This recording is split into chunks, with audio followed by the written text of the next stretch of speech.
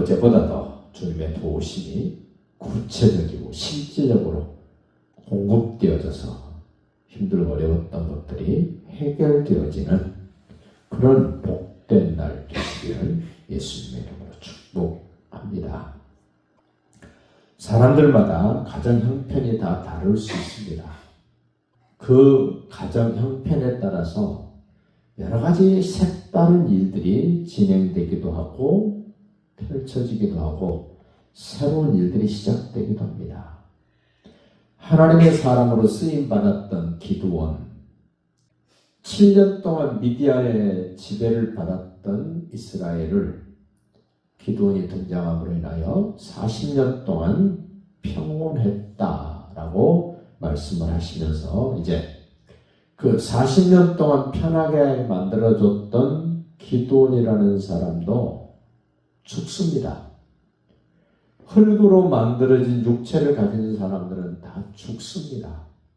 그런데 죽음 이후에 어떤 일이 벌어지고 있는가를 성경은 아주 자세하게 말씀을 합니다. 행여 내 인생은 내가 죽으면 끝이야 라고 생각한다면 바꾸십시오.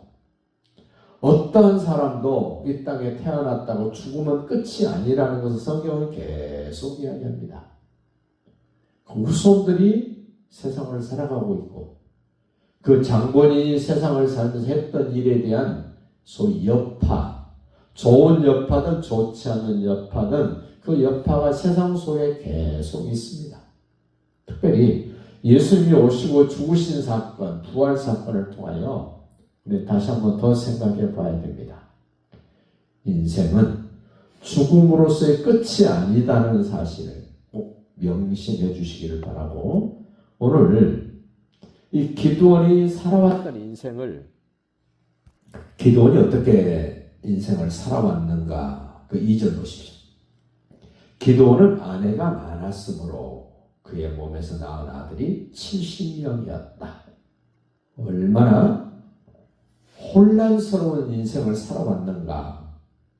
하나님의 역사가 일어나기 전에 이 기드온이라는 사람이 어떻게 인생을 살아왔는가를 단적으로 보여주는 것. 아내가 많았다, 자녀가 70명이었다.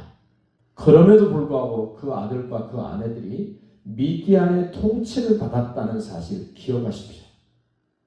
31절도 봅니다. 세겜에 있는 그의 첩도 아들을 낳았으므로 그 이름을 아비멜렉이라 하였더라. 기억해 놓으십시오. 세겜에 있는 그 아비멜렉.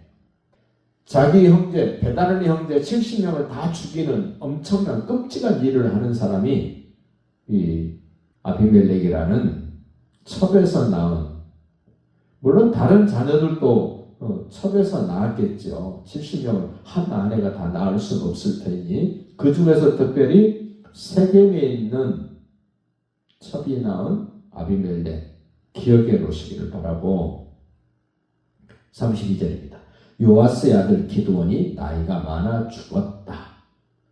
아비에셀 사람의 오브라에 있는 그의 아버지 요아스의 묘실에 장사되었다.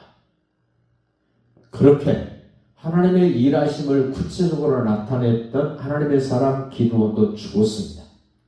이 땅에 태어난 모든 사람들은 다 죽습니다. 문제는 죽음으로 끝이 아니라 죽음 이후에는 하나님의 심판이 있다고 말씀을 합니다. 사람이 한번 죽는 것은 하나님이 정하신 것이요, 죽은 이후에는 심판이 있다는 겁니다. 그 심판을 피할 수 있는 길을 하나님은 알려주십니다. 예수를 하나님의 아들 그리스도로 자신의 왕으로 주인으로 인정하고 모셔드리고 그분과 함께 살아가게 되면 그 엄청난 영원한 형벌, 지옥 심판을 피할 수 있다라고 우리에게 소개를 합니다. 기드온이 죽었습니다. 33절입니다. 기드온이 이미 죽음에, 기드온이 죽고 세월이 상당히 지났다는 얘기입니다. 이스라엘 자손이 돌아서서 기드온에게서 돌아선 것뿐만 아니라 은혜를 베풀어 40년 동안 태평성대를 누리게 했던 그 하나님으로부터 돌아섰다. 배신했다. 하나님을 배신하고 평안한 시대를 열어줬던 기드온을 배신하는, 어떻게 보면 기드온을 배신한 것보다 하나님을 배신했다는 말이 더 옳겠죠. 어떤 일이 벌어졌습니까? 하나님에서 돌아설 뿐만 아니라 엉뚱한 바알들을 섬겼다. 음행하듯이 섬겼다. 하나님을 버리고 등지고 좀 더 좋은 생활, 편안한 생활, 안락한 생활이 보장되는 것이 아니라 형편없는 생활이 진행된다는 겁니다. 34절입니다. 이스라엘 자손이 주위의 모든 원수들의 손에 자기들을 건져내신 여호와 자기들의 하나님을 기억하지 아니했다. 하나님을 생각하지 않았다. 여러분과 저는 할 수만 있다면 예수님을 좀 더 많이 생각하시기를 바랍니다. 오랫동안 생각하시기를 바랍니다. 예수님을 많이 생각할 수 있는 가장 좋은 시간, 예배 시간입니다. 기도 시간입니다. 일주일에 한 번 예배하는 사람, 예수님 그렇게 많이 생각할 수 없습니다. 기도하지 않는 사람, 예수님을 그렇게 많이 깊이 오랫동안 생각할 수 없습니다. 그래서 잊어먹게 됩니다. 예수님을 버리고 하나님을 버리게 됩니다. 하나님을 기억하기 가장 좋은 방법, 반복하는 겁니다. 예배를 반복하고 기도를 반복하고 찬송을 반복하고 그 예수님에 관한 생각을 반복하고 내게 베풀어 주셨던 은혜를 늘 반복적으로 생각하는 겁니다. 함께 예배 생활하고 신앙생활 함께 했던 분들, 우리 교회를 떠나고 한 5개월, 6개월이 지나면 그들의 이름이 희미해집니다.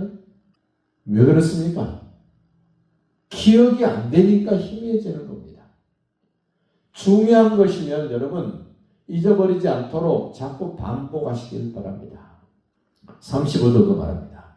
또 여룹바알이라는 기드온이 이스라엘에 베푼 모든 은혜를 따라 그의 집을 후대하지도 아니했다. 하나님의 사람도 잊어버리고 하나님도 잊어버리고 그랬더니 다른 주변 국가의 지배를 받고 안타까운 일들이 구체적으로 이제 진행되게 됩니다. 앞에서 말했던 기드온이 말했던 이스라엘 사람들이 기드온에게 요청했던 당신이 우리를 다스리는 왕이 되어달라고 부탁했는데 하나님의 사람들은 분명히 말했습니다. 나와 우리 자녀들은 여러분을 다스리지 않겠습니다. 왕으로 군림하지 않겠습니다. 하나님만이 왕이십니다라는 고백을 했던 것처럼 오늘 우리도 그 어떤 것도 나를 지배하고 다스릴 수 없도록 예수님은 나의 왕이십니다. 예수님은 나의 주인이십니다라는 것을 분명히 고백드리면서 예수님이 다스리시는 하나님의 나라, 영원히 다스리시는 그 천국, 이 땅에서도 맛보고 누리는 오늘 하루가 되시기를 예수님의 이름으로 축복합니다.